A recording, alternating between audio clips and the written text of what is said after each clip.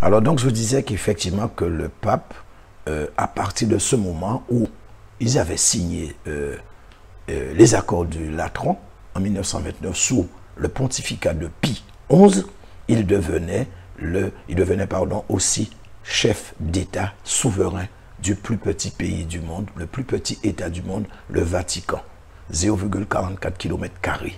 Voilà, c'est à partir de ce moment-là qu'il prenait sa deuxième casquette en tant que roi pour être conforme au livre de l'Apocalypse.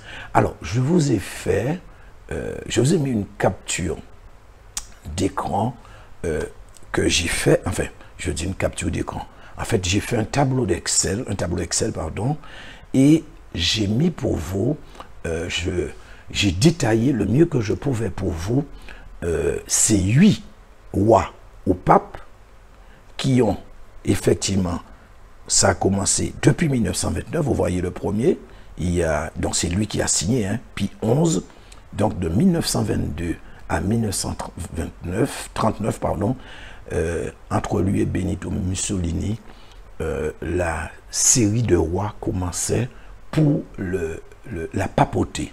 Donc nous avons les 8, comme je vous l'ai dit tout à l'heure, là, Pie XI, Pie XII, Jean XXIII, Paul VI, Jean-Paul Ier, Jean-Paul II, Benoît XVI, et nous avons François aussi. Alors, donc ça vous donne une vue d'ensemble vous permettant de mieux apprécier ces versets et de faire une sorte de bon résumé, parce que c'est vrai, en lisant, c'est pas du tout évident. Mais là, avec ça, vous avez, je sais que c'est plus digeste pour vous et ça fait un peu plus de bien. Alors, nous allons continuer. Et là, pardon, comme je vous avais dit, la Bible parle de 7 rois. Je vous ai fait un tableau de 8 rois. Alors, nous allons refaire la même chose tout à l'heure là, c'est-à-dire reposer comme si c'était c'est un problème. Donc, on est en train de poser et pour avoir la solution, ce qui a posé les éléments pour avoir la solution. Mais cette fois-ci, on va le faire sous forme de tableau. Donc, je vous l'ai fait tout à l'heure avec les photos des rois ou des papes, maintenant, enfin, des papes. Roi, pape ou roi et pape ou pape, c'est la même chose. Maintenant, je vous ai fait un tableau. Alors, le tableau, vous avez les 5 premiers Achirati de 1922 à 1939. Il est tombé. Donc, c'est sous lui, Pie XI, c'est lui qui était Pie XI, qu'on a signé les accords. Nous avons Eugenio Pacelli, connu sous le nom de Pie XII, qui a succédé 1939-1958. Il est le deuxième roi ou pape tombé. Ensuite, nous avons le troisième, Angelo Roncalli, je ne sais pas trop comment ça se prononce, qui était connu sous le nom de Jean XXIII. Il a succédé à Pie XII, de 1958 à 1963. Donc, ça fait aussi partie des 5 qui sont tombés. Il est le troisième à être tombé. Nous avons le quatrième, Giovanni Battista Montini, qui est connu sous le nom de Paul VI, qui a succédé justement à Jean XXIII de 1963 à 1978. Donc, il est le quatrième qui est tombé. Et le cinquième qui est tombé, il s'appelait Albino Luciali. C'est Jean-Paul Ier. C'est le pape qui a eu le pontificat le plus court. Je crois que c'est 1 mois et 1 jour, il me semble. Donc, 1978. Il est le cinquième qui est tombé selon ce que nous lisons dans le livre de l'Apocalypse, parce qu'il nous dit 5 sont tombés ou morts ou décédés. Et là maintenant, contrairement à ce que nous avons fait tout à l'heure là, ce que nous avons vu, je fais différemment. Je vais respecter l'ordre d'arrivée de tous ces papes ou de tous ces rois, pour que nous puissions bien comprendre. Le 6e, bibliquement, selon la Bible, et selon la liste de tous les papes depuis 1929, c'est Jean-Paul II. Donc, souvenez-vous, c'est celui qui n'était pas répertorié, pourtant qui faisait partie de ceux qui sont tombés ou décédés. Donc, c'est lui, il est en 6e position. Son nom était Karol Wojtyła, son nom de pontificat ou papal Jean-Paul II, et il a eu un très long règne de papauté de 1978 à 2000. 2005. Et il est tombé et non répertorié. En 7e position, nous avons Joseph Ratzinger, qui est un pape allemand, connu sous le nom de Benoît XVI, qui a pris la fonction de pape à partir de 2005, à la mort de Jean-Paul II, et qui a été forcé à la démission en 2013. Donc ça faisait quand même au moins un demi-millénaire qu'il n'y avait pas eu de cas comme ça de démission. Et celui-là, c'est celui que Jean dit, l'un vit. C'est pour ça que je vous ai dit tout à l'heure là que les 5 qui, là où c'était écrit dans le verset, 5 sont tombés, ça veut dire qu'ils étaient morts, enfin, qu'ils sont morts, qu'ils sont décédés. Pourquoi? Parce qu'il y en a un qui vit. Donc si celui-là vit n'est pas tombé, ça veut dire forcément ceux qui ont précédé, et ils sont morts. Or, nous savons, dans un pays, il ne peut y avoir deux rois. Donc tous ceux qui étaient précédemment avant, ils sont décédés, ils sont morts. C'est pour cela qu'ils ont utilisé le terme tomber. Alors pourquoi le terme tomber? C'est Dieu seul qui sait, moi je ne sais pas. Mais c'est écrit tomber. Mais là maintenant, nous voyons qu'ils sont effectivement morts et pour cause, vous savez tous qu'ils sont déjà tous morts. Et effectivement, il a été remplacé par celui que Jean a dit, il y en a un qui doit venir après et il vient pour peu. Donc ça prouve qu'effectivement, quand Jean a reçu la vision, c'est Benoît XVI qui était pape et il était toujours vivant. Là ça c'est moi qui avance ce truc-là. C'est pas dans la Bible, hein. Ça c'est moi-même. Et je me posais la question, le pape Benoît XVI a été forcé à la démission. Celui qui devait venir après pour le remplacer est déjà en fonction. Nous allons voir tout à l'heure, quoique nous le sachions déjà. Et je me demandais, est-ce que effectivement, quand celui qui doit remonter de l'abîme viendra, est-ce que ce pape Ratzinger ne sera pas toujours en vie?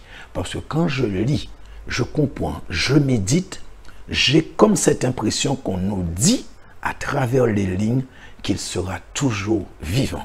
Or, je crois qu'il doit avoir plus de 95 ans, il me semble. Hein. Je ne suis pas sûr, mais il doit avoir au moins... Ah ben ça, je peux vous dire... Ah non, là j'ai son truc de papauté, j'ai pas sa date de naissance. C'est sur... Tout à l'heure là, c'est sur l'autre truc que j'avais. Il me semble que j'avais sa date de naissance. Mais bon, c'est pas grave, vous pouvez toujours faire vos recherches. En tout cas, je sais qu'il doit avoir au moins 95 ans. Donc ça voudrait dire que effectivement, et étant donné que l'autre qui devait venir pour peu, il viendra pour peu, il est déjà là, on va le voir là tout de suite. Donc, comme je vous disais, je suis sûr que la venue de celui qui doit venir, en tout cas, les choses là, c'est très serré dans le temps, c'est très restreint. Et beaucoup ne sont pas conscients dans quel temps nous sommes. Mais je vais continuer et vous allez voir dans quel temps nous sommes. Et finalement, nous arrivons sur le tout dernier, donc, que nous connaissons sous le nom de Giorgi Bergoglio. Alors la prononciation, excusez-moi, pardonnez-moi, je ne connais pas trop, qui est sous le nom pontifical de François, qui a commencé son pontificat à partir de 2013 après la démission forcée de Ratzinger et qui n'était pas, quand Jean a eu la vision, qui n'était pas en vie, qui devait venir. Maintenant, il est en vie. Non seulement il est en vie, mais il occupe la fonction de roi ou de pape. Et il est le 8e et le dernier roi selon le livre de l'Apocalypse. Quoique l'Apocalypse parlait de 7, et je vous ai fait voir que par rapport à une sorte de jeu de mots, et au verset 11, autant que je me souvienne, il parlait d'un 8e roi, donc que nous devons en tenir compte. Alors, l'autre n'est pas encore venu, mais quand il sera venu, il ne doit rester que peu. En 2023, nous sommes en 2022, août 2022, en 2023, il aura 10 années de papauté. Or, la Bible dit, il viendra pour peu. Alors, je pense que vous devez comprendre ce que ça veut dire. Ça ne fait que confirmer ce que je dis jusqu'à maintenant. Alors, maintenant que nous avons vérifié les faits, nous allons continuer. Donc, nous avons le tableau reprenant les 8 derniers papes ou rois. Et comme je vous ai dit, c'est vrai qu'Apocalypse parlait de 7 rois ou papes, mais qu'il y avait quand même le verset 10 ou 11, je ne me souviens plus, qui parlait d'un 8e roi. C'est le verset 11, je crois. Alors, donc, vous devez garder tout ça en mémoire, que ce n'est aussi également que à partir du moment où le pape est devenu chef d'État, qu'il était considéré comme un roi également. Et que notre point de départ sera l'année 1929, suite aux accords signés entre Mussolini et Pie XI, le pape qui était là pendant quand cet accord a été signé. Et donc vous avez les éléments pour que ce que nous allons voir, ce que nous continuons justement à voir dans ce livre de l'Apocalypse, ces détails qui sont assez précis, même très précis, et que je vous ai, ce petit tableau que je vous ai concocté qui vous permet de bien comprendre, de bien, d'avoir une vue d'ensemble, de suivre vraiment ce que je vous dis, et pour que vous ne soyez pas troublés, ni un peu que dans la tête, ça puisse pas être confus. Voilà. Alors, nous allons partir avec notre point de départ qui est Pie XI, qui est 1929.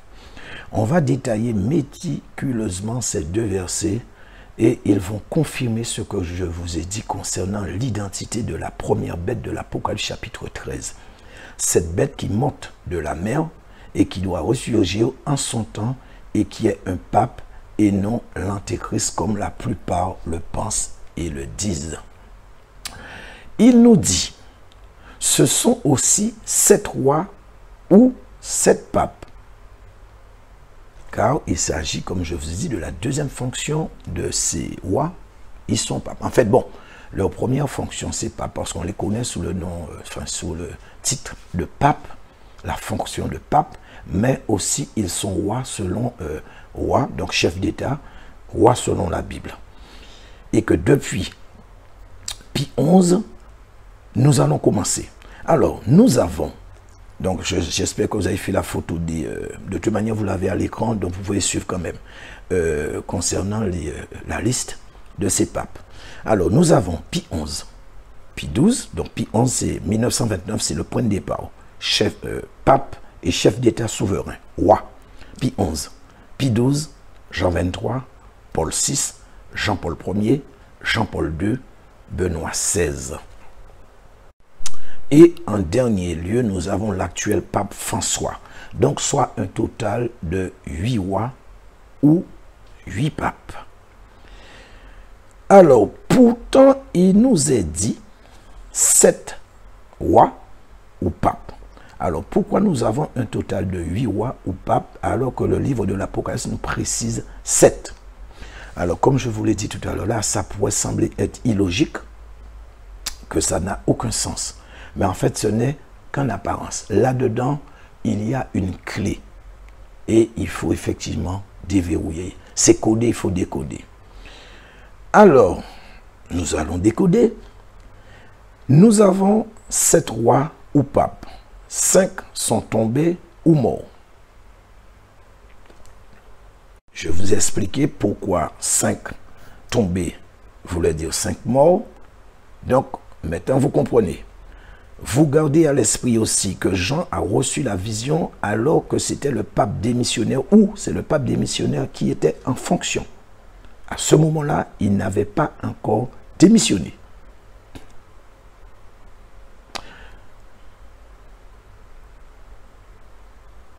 Alors nous avons dit par rapport à ce qui est écrit dans le livre de l'Apocalypse, ces 7 rois en question, nous l'avons vu, il y a les 5 qui sont tombés, il y a celui qui vit, que Jean a vu, qui vivait à ce moment-là, c'est Benoît XVI, et il y avait celui qui devait venir par la suite, pour nous faire un total de 7 rois. Mais qu'en réalité, nous avons le tableau qui nous dit qu'il y a effectivement 8 rois, et c'est ce qui est historiquement, c'est prouvé, il y a eu, vous avez le tableau, vous pouvez vérifier sur le net, allez faire vos recherches, vous allez voir que les 8 que j'ai mis, ce sont ces 8 papes ou rois qui ont existé depuis 1929, ou du moins à partir de 1929, quand les accords ont été signés, les accords du Latran ont été signés. Et que nous savons que le pape actuel, quoique nous sommes en 1922, il est le 8e roi, donc le pape François. Alors, on nous dit 5 sont tombés.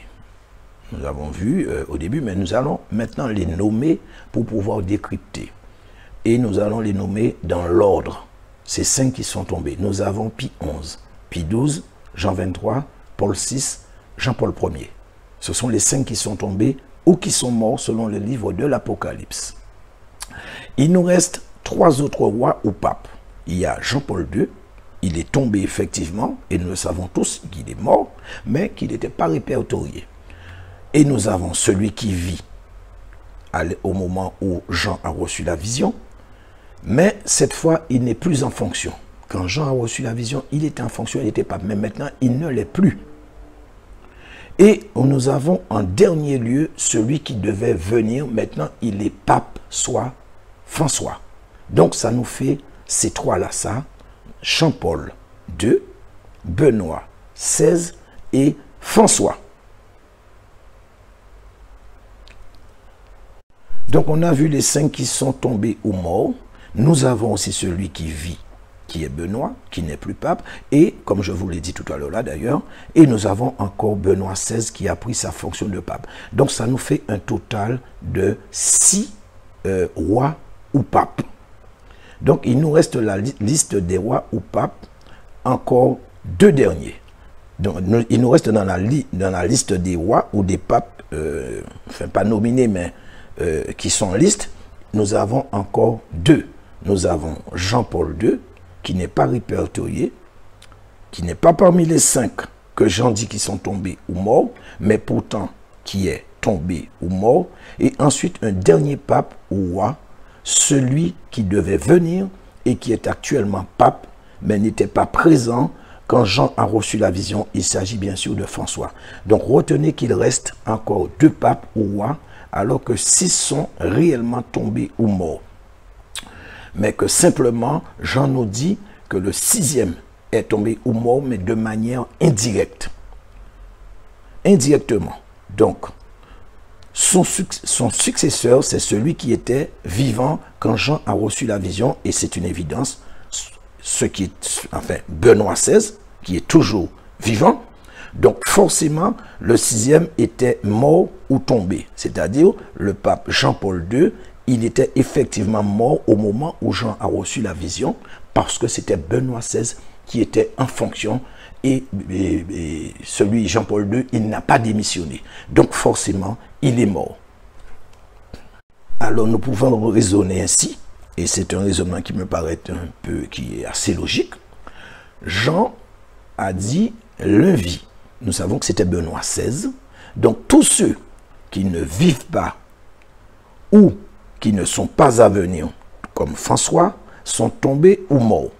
Ou si vous préférez, seul celui qui est en vie et c'est celui qui devait venir qui ne font pas partie des tombés ou des morts. Ça me semble être une logique et c'est assez cohérent et je pense que c'est assez simple à comprendre.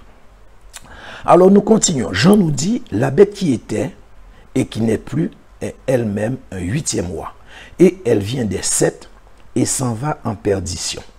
Alors Jean nous dit que cette bête vient des 7. Il ne dit pas que cette bête vient des 5, mais des 7. Alors comprenez, 5 sont tombés.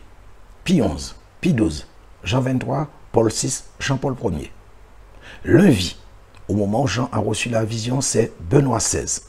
C'est lui qui était pape. Ça nous fait 6. Et le dernier qui devait venir pour peu de temps, soit François, ça nous fait 7.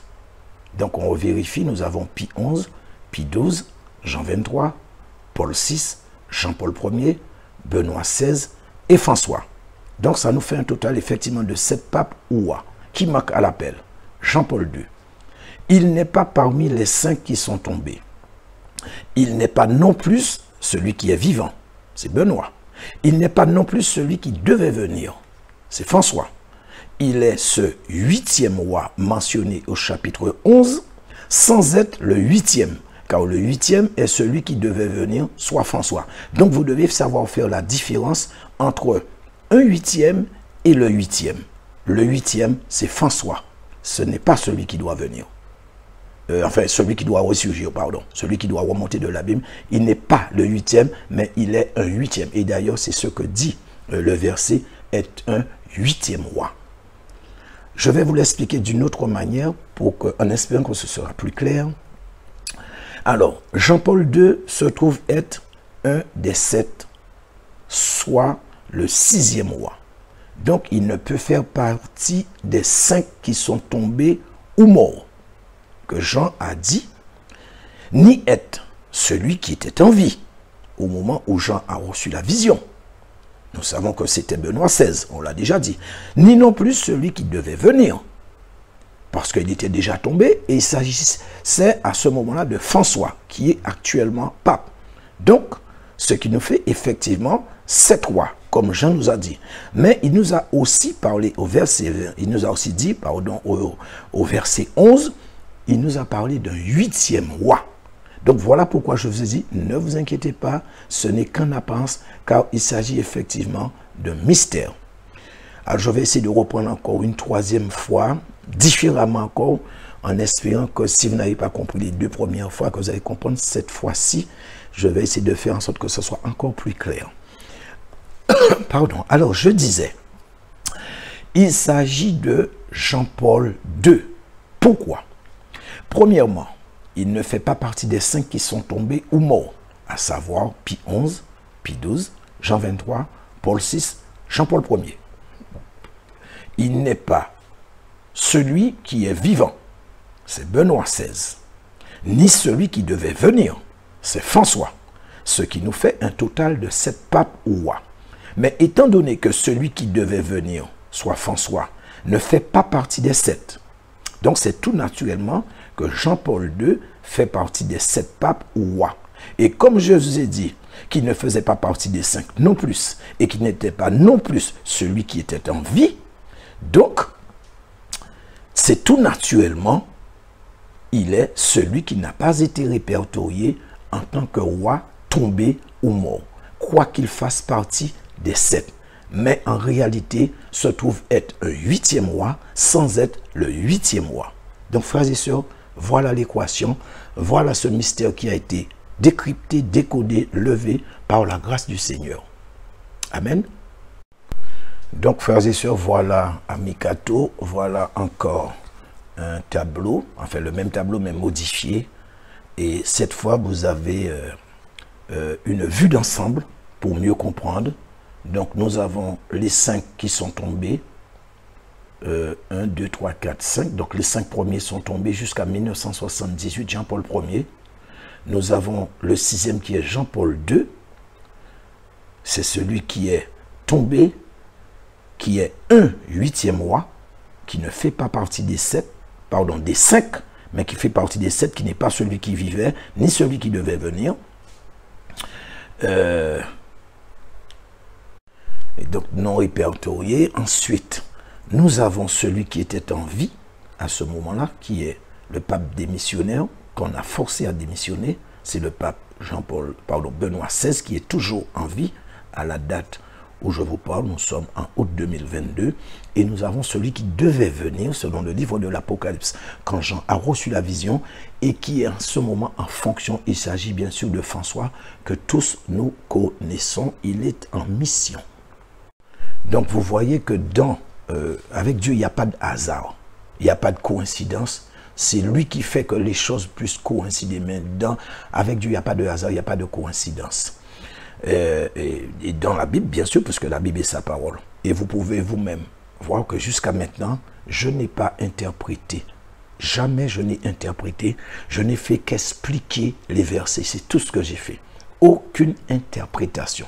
Je vous explique, je vous lis ce qui est écrit, je lis ce qui est entre les lignes, sans altérer, ni interpréter, ni déformer les versets.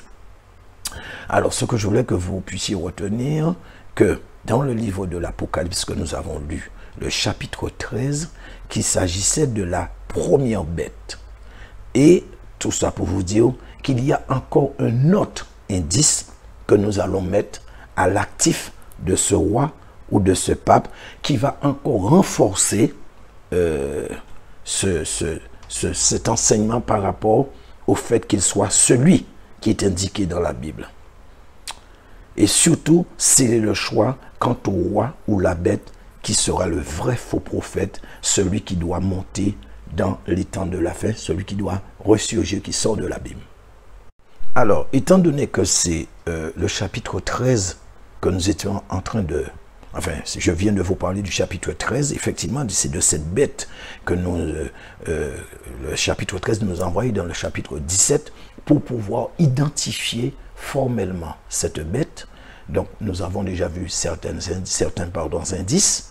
Nous allons voir encore un autre indice que la Bible nous donne. Et c'est le verset 3 du chapitre. C'est vrai que nous allons retourner dans Apocalypse 13 tout à l'heure. Mais c'est le verset 3 qui nous donne cet indice. Et il dit, « Et je vis l'une de ses têtes comme blessée à mort. Mais sa blessure mortelle fut guérie. Et toute la terre était dans l'admiration derrière la bête. » La blessure mortelle, c'est ça l'indice. Le seul parmi les 8 rois ou papes à avoir reçu une blessure mortelle, il s'agit de Jean-Paul II. L'attentat qui a failli lui être fatal en 1981 prend toute sa place quant à l'indice. Je sais que moi, je me souviens de ça parce que à ce moment-là, j'étais déjà né et depuis un bon moment. Donc, pour ceux peut-être qui étaient trop petits, qui ne se souviennent pas ou qui ne sont pas au courant, en 1981, il y a eu un attentat contre Jean-Paul II. Il a reçu 2 balles et effectivement, il a failli mourir. Alors, ceci dit, une petite parenthèse que j'ouvre et que je ferme aussitôt.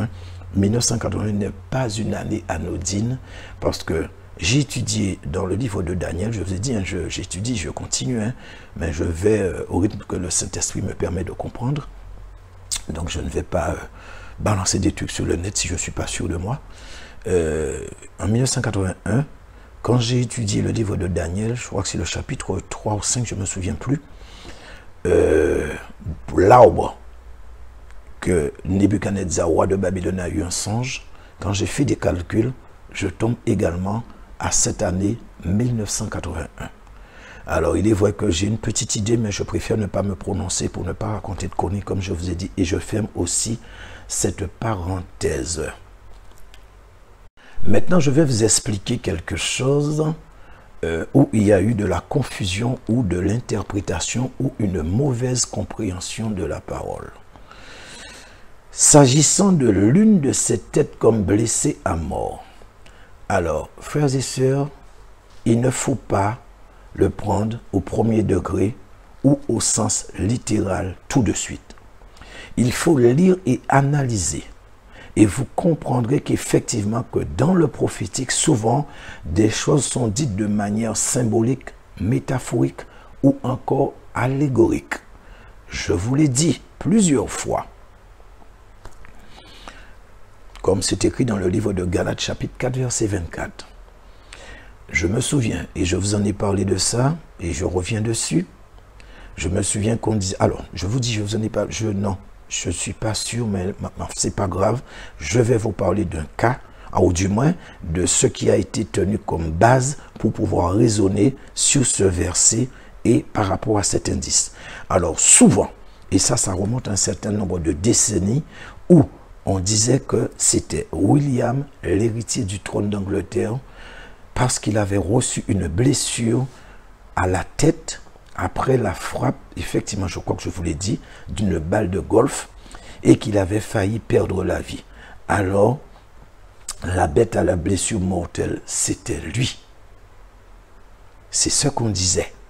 Et avec un jeu de... Alors, il s'appelle William, et on bougeait certaines lettres de ce prénom William et on faisait que cette lettre puisse faire 666. Mais il y avait de l'interprétation dedans. Et je vais vous prouver que ça ne tient pas la route, ce truc-là, ça. Alors, donc je disais que effectivement, on a dit que William était la bête, le 666, qui avait reçu la blessure mortelle. J'ai commencé à vous prouver que la Bible, enfin pas moi, la Bible a commencé à vous prouver qu'il ne s'agit pas de lui du tout. Et je vais vous expliquer cette histoire de blessure mortelle pour que vous puissiez bien comprendre. Alors, la première des choses que vous devez comprendre, ou que vous devez chercher à comprendre quand vous lisez, par rapport à ce verset, c'est ce que représente l'une des têtes. Il n'est pas écrit sa tête, mais l'une des têtes, puisqu'il est dit l'une de ces têtes comme blessée à mort. La tête, selon la Bible, représente un roi ou un pape, et non la tête du roi ou du pape, mais lui-même en tant qu'individu. C'est ce qui fait toute la différence. Parce que si on raisonne autrement, on passe dans l'interprétation. Et je vous ai déjà dit que l'interprétation, c'est pas bon. C'est pas du tout bon. Avec l'interprétation, on peut faire dire à la Bible tout et son contraire. Alors, nous savons que cette bête a 7 têtes. Ces 7 têtes représentent 7 rois ou 7 papes. Donc, chaque pape ou roi représente une tête. Donc, si une tête a reçu une blessure mortelle, ça veut dire tout simplement que des rois ou papes a été blessé, a reçu une blessure mortelle, mais non a été blessé à une tête ou à sa tête. Ça n'a rien à voir. Nous devons comprendre que dans ce verset, la tête prend un caractère représentatif, ou si vous préférez, un caractère symbolique ou métaphorique. Une tête blessée à mort veut tout simplement dire ce que représente la tête a été touché mortellement, mais pas forcément à la tête. C'est pour cela qu'il est dit une de ces têtes comme blessée à mort. Il n'est pas dit une, il n'est pas dit la tête d'une des têtes, mais une de ces têtes. Donc, ce qui représente une tête, étant donné que c'est un homme, un individu, donc c'est un homme ou un individu ou un pape ou un roi qui a reçu la blessure mortelle. Il aurait pu recevoir les 2 balles dans la tête. À ce moment-là, s'il les avait reçues dans la tête, il serait mort. Mais ce n'est pas le cas. Il les a reçues dans son corps. Donc, voilà, frères et sœurs, quand je vous dis qu'il ne faut pas se précipiter à essayer de donner une explication par interprétation, par son intelligence de ce qu'on croit comprendre, en prenant des raccourcis, inéluctablement, inévitablement, ça va se retourner contre nous-mêmes. Ça se retournera indubitablement contre son auteur. Voilà, frères et sœurs, pourquoi il ne faut pas interpréter. Et voilà pour ce qui est de l'explication de ce verset. Donc j'espère que ça a été assez clair pour tout le monde. Alors, je vais vous donner un autre indice où je vous avais parlé à un certain moment concernant ce roi, qu'il a eu une particularité pour ce qui est de son corps. Et ça, c'est vérifiable. Moi, j'ai vérifié, j'ai vu, effectivement. La bête ou roi en question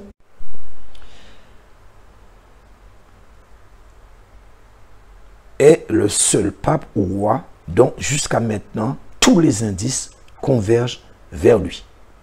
Et nous avons ce dernier indice très précieux.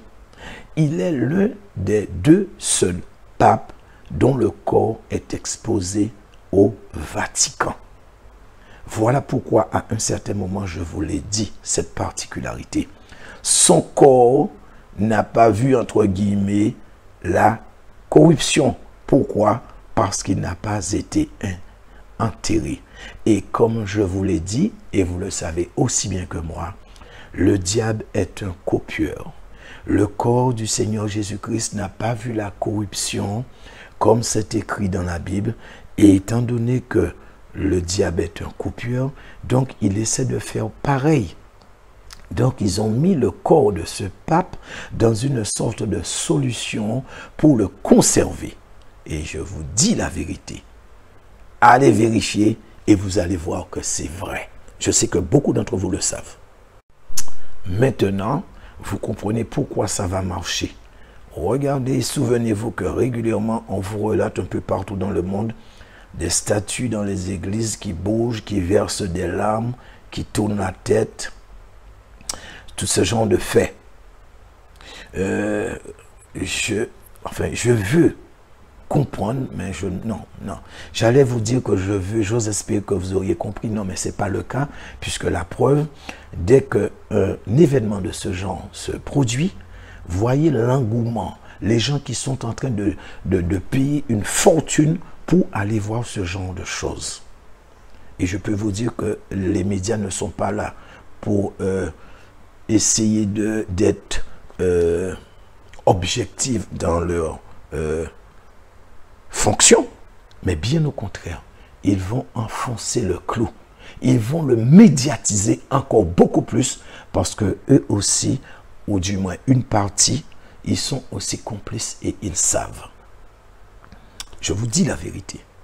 Et ce qu'ils sont en train de faire, donc notamment les médias, ils sont en train de préparer la conscience collective de la masse afin qu'ils puissent faire pencher la balance là où ils voudront, au moment où ils voudront, sur l'événement qu'ils auront choisi ou qu'ils voudront.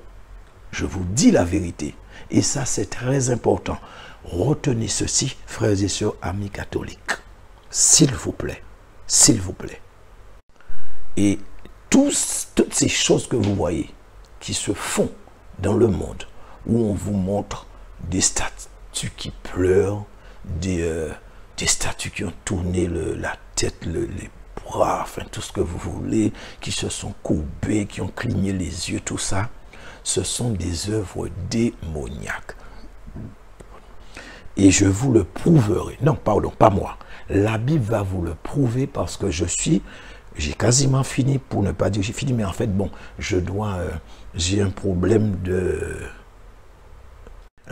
de structuration par rapport à l'enseignement que je suis en train de faire concernant toujours la papauté, l'Église catholique romaine, les dogmes et les doctrines qui ont été biaisées, qui ont été mais vraiment fondamentalement enlevées de leur base dans l'Église catholique romaine pour mettre une nouvelle base, un nouveau socle, un nouveau fondement qui va s'appuyer sur la philosophie, la théologie et les dogmes qui ont été créés par et pour l'Église catholique romaine et dont le clergé utilise comme une arme de destruction massive. Donc, alors en conclusion, la bête qui monte de la mer, la bête qui doit ressurgir, la bête qui sort des entrailles de la terre, de séjour des morts, de l'enfer, c'est le pape Jean-Paul II. Un pape transformé par ce qui va l'animer. Cette bête qui est mentionnée dans le chapitre 17 de l'Apocalypse et non l'Antéchrist comme on l'a interprété trop de fois.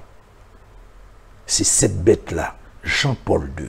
Et souvenez-vous ce que je vous avais dit concernant le terme, le mot bête par rapport au grec, ce que cela voulait dire, jusqu'où ça va. C'est cette bête qui va endosser la fonction, le rôle et le ministère du personnage qu'on nomme le faux prophète. Voilà, c'est lui qui sera le faux prophète, frères et sœurs, amis catholiques. Pardon. Donc, tout ce qui est révélé dans les versets que nous venons de voir, que nous avons lus dans la Bible, nous amène à cet homme. Alors, s'il vous plaît, même si votre compréhension, je vais dire notre compréhension est limitée et ces choses sont hors de notre portée, Nous ne devons pas, sous prétexte que cela puisse paraître invraisemblable, incohérent, qui ne correspond pas aux normes, aux standards, les rejeter de facto. Dieu ne nous demande pas notre avis ou si c'est possible ou pas. Il fait ce qu'il y a à faire et nous, à nous d'essayer de comprendre. Il nous a donné sa parole qui est la Bible. Tout est écrit dedans. Il nous a aussi donné une intelligence et surtout, celui que le Seigneur a dit qu'il enverrait, le consolateur, l'esprit de vérité et de révélation. Alors soyons simples, mettons nos raisonnements de côté, notre côté cartésien quand nous lisons la Bible. Et je peux vous le dire parce que vous ne m'avez pas vu interpréter la parole une seule fois.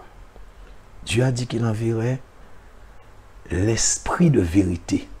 Ça veut dire que si les choses n'ont pas été révélées selon la parole de Dieu, ce n'est pas l'esprit de vérité qui est au contrôle, mais c'est l'esprit de mensonge. Alors, il y a une chose dont je suis, et je vous dis, je suis vraiment content, c'est que Dieu, il y a quelque chose qu'il ne nous a pas donné. Et je peux vous dire, je me réjouis.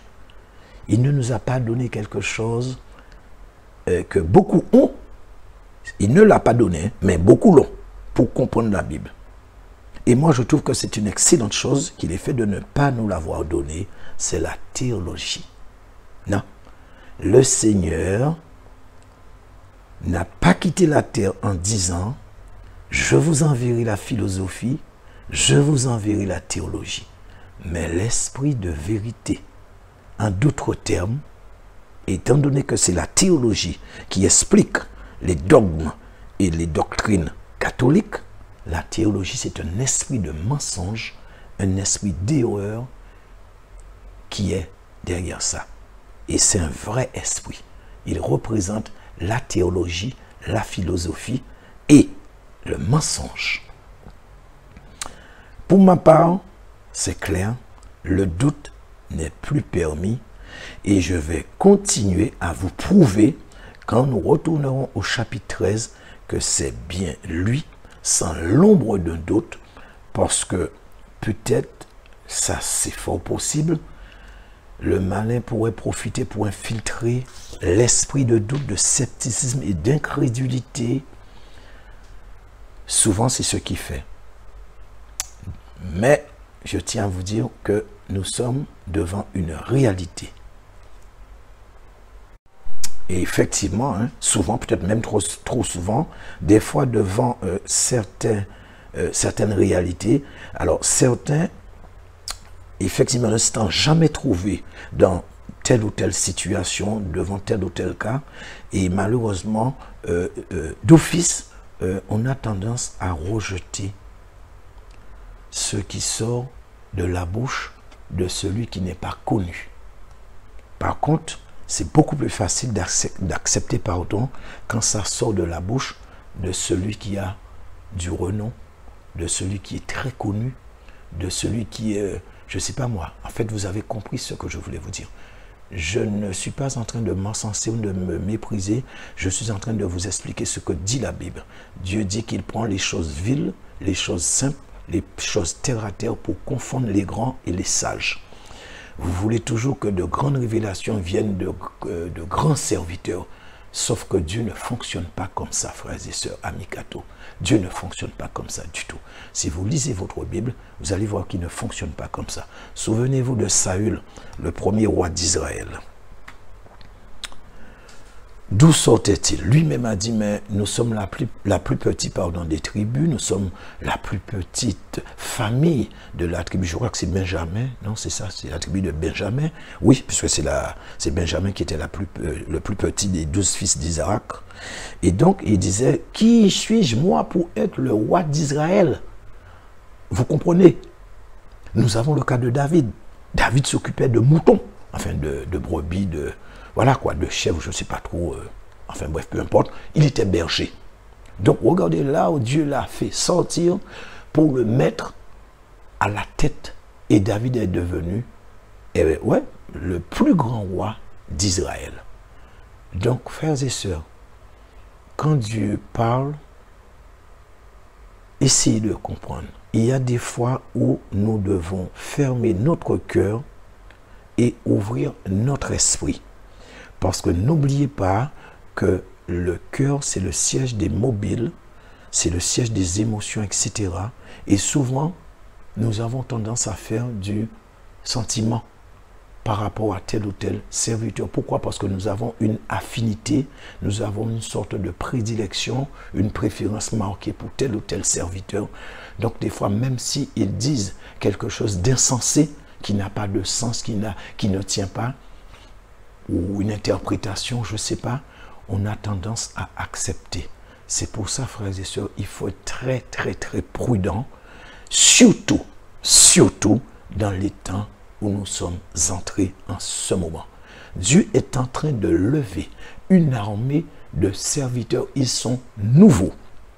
Ils étaient en réserve. Dieu les formait.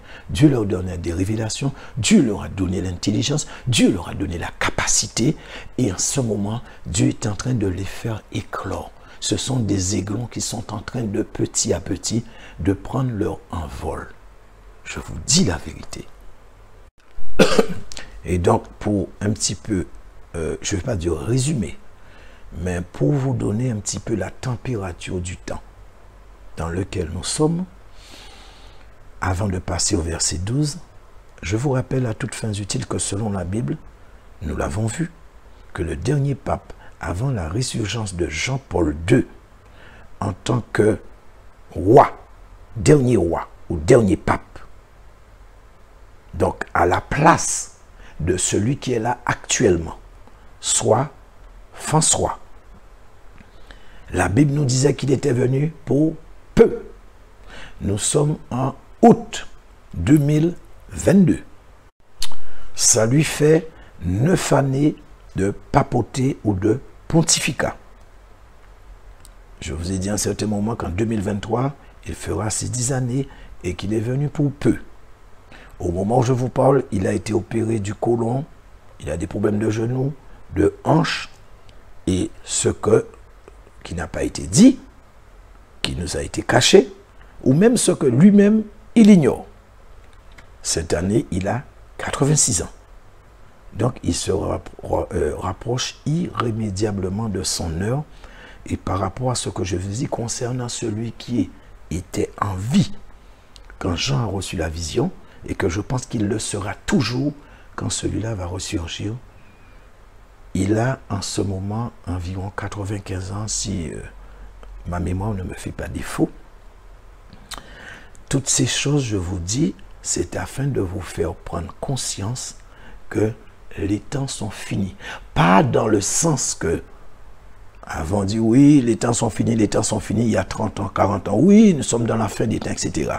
Mais là maintenant, prophétiquement, bibliquement et avec des preuves irréfutables et incontestables, nous voyons que nous glissons irrémédiablement dans la fin. C'est-à-dire là où les choses vont commencer à devenir dures, là où nous allons voir l'Antichrist et ce roi, ce pape, remonter de l'abîme pour pouvoir reprendre ses fonctions papales.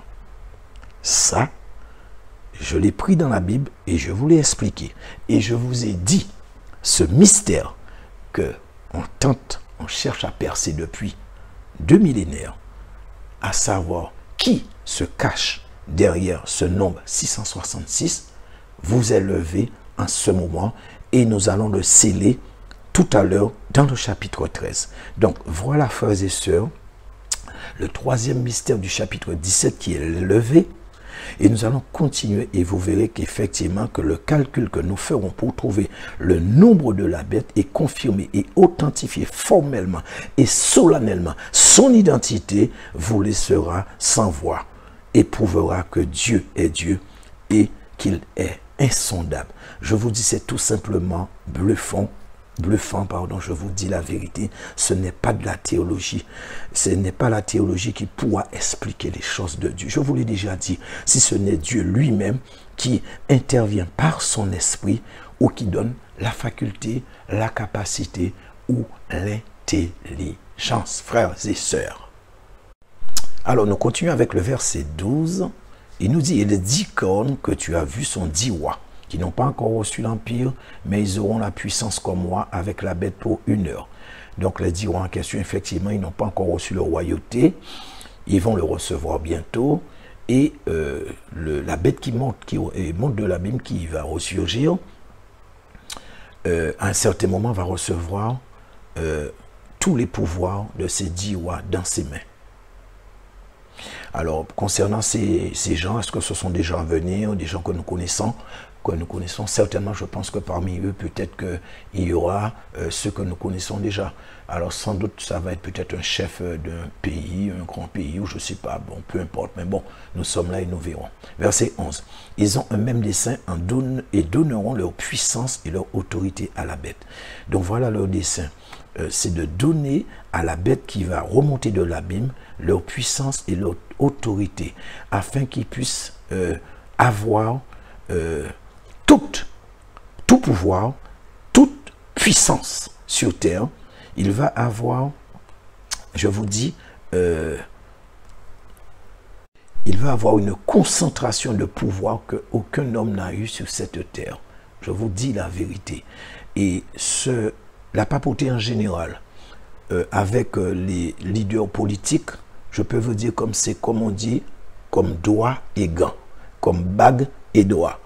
Ils sont, je vous dis, vraiment devant les caméras. On va vous montrer des divergences, etc. Mais derrière, c'est le diable qui tire les ficelles. Et en fait, c'est le pape, la papauté, qui est en train de tirer les ficelles et qui dit, et comme je vous dis, même si vous voyez, on dit que telle ou telle chose, je sais pas, enfin, peu importe, bref, en tout cas, quand le pape prononce ou dit, on tient compte de ce qu'il dit. Alors, ceux qui ne veulent pas croire, c'est votre droit. Mais je tiens à vous dire que ce n'est pas votre devoir. Votre devoir, c'est de croire en ce que dit la Bible et non en ce que dit l'homme, qu'il soit pape ou pas. Donc, si vous voulez faire passer votre droit devant votre devoir, c'est vous qui voyez. Alors, ces 10 rois vont donner leur autorité, comme je vous dis, à l'Antéchrist. Tout comme Adam avait fait dans le jardin d'Éden, en donnant l'autorité au malin, au diable. Ça s'est déjà produit, je vous l'ai dit, ça va se reproduire. Verset 14. Ils combattront contre l'agneau, mais l'agneau les vaincra parce qu'il est le Seigneur des seigneurs et le roi des rois. Et ceux qui sont avec lui sont les appelés, les élus et les fidèles. Et donc c'est à la bataille d'Armageddon, la bataille finale, qui aura la défaite de l'Antéchrist et du faux prophète qui sera ou qui a été son bras droit pendant tout le long de leur ministère ou de leur présence sur terre. Le verset 15, puis il me dit, les eaux que tu as vues sur lesquelles la prostituée est assise sont des peuples et une multitude et des nations et des langues. Alors, les gens de toutes les nations sont symbolisés par les eaux. Mais on nous dit que la prostituée est assise sur les eaux. Donc, ça veut dire que l'Église catholique romaine domine et dominera sur la quasi-totalité de l'humanité. C'est vrai qu'en ce moment, il y a quand même 1,5 milliard de fidèles au niveau de l'Église catholique romaine, mais bientôt, ça va être la presque totalité de la terre. Donc, ceux qui veulent continuer à faire confiance à l'Église catholique romaine, malgré les sévères mises en garde et avertissements que le Seigneur est en train de donner à beaucoup en ce moment, que ce soit en songe, en vision, en révélation, et même par rapport à cet enseignement, si vous voulez continuer à faire confiance à l'Église catholique romaine, c'est vous qui voyez.